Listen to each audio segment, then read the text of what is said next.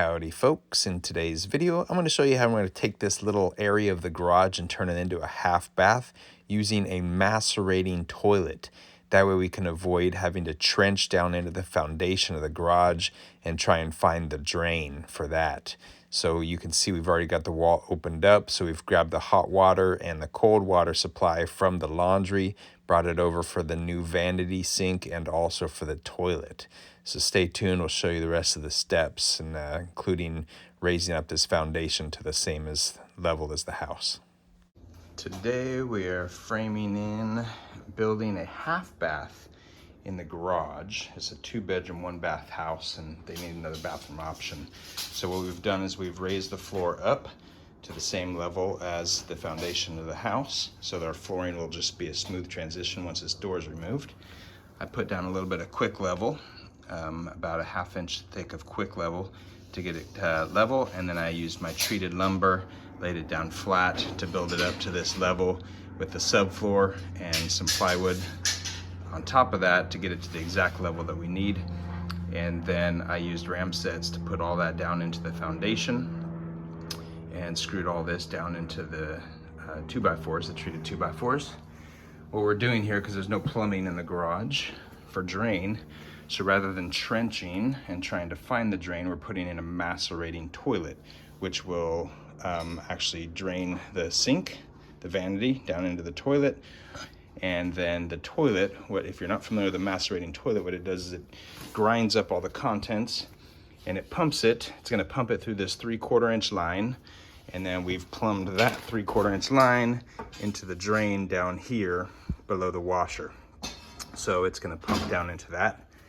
And it's an interesting setup, but it accomplishes all their goals and saves about $4,000 in plumbing costs.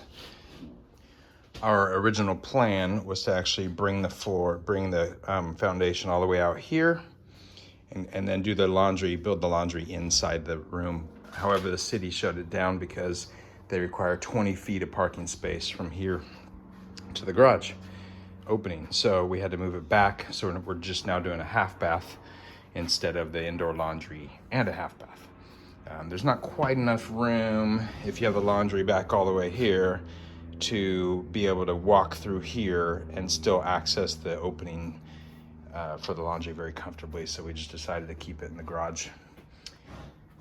We're also doing a pocket door now instead of a regular door to free up a little bit of space. So that way they can have kind of a shoe drop zone here as they enter the house, without a door being in the way. And then this man door into the garage is gonna be an outswing. So it's gonna open, this way. And then that way it frees up more space on the inside as well. Since a garage wall is treated like an exterior wall, we've hung all the insulation in here. And now we're hanging the drywall, getting ready to do a garage finish on the outside over here. And then we'll match the knockdown texture on the inside. The exterior just needs door trim and painted, but we've got a garage finish already done out here. Alrighty, the exterior is all done and primed and painted. The door trim is on, and this has to be a self-closing door, at least in California it does. It's a fire-rated door. And we put on this little mechanism here to make it self-closing because there's not a self-closing hinge for an outswing door that I could find anyways. But I'll put a link in the description. Those are super easy to install. This was not an exact matching floor, so we put in a little T-strip there from where the old door was. But it came out just fine. Everybody's happy. This is the macerating toilet. So just in case you're curious, it sounds a little bit like a garbage disposal about every 2 flushes, maybe a little bit quieter than that.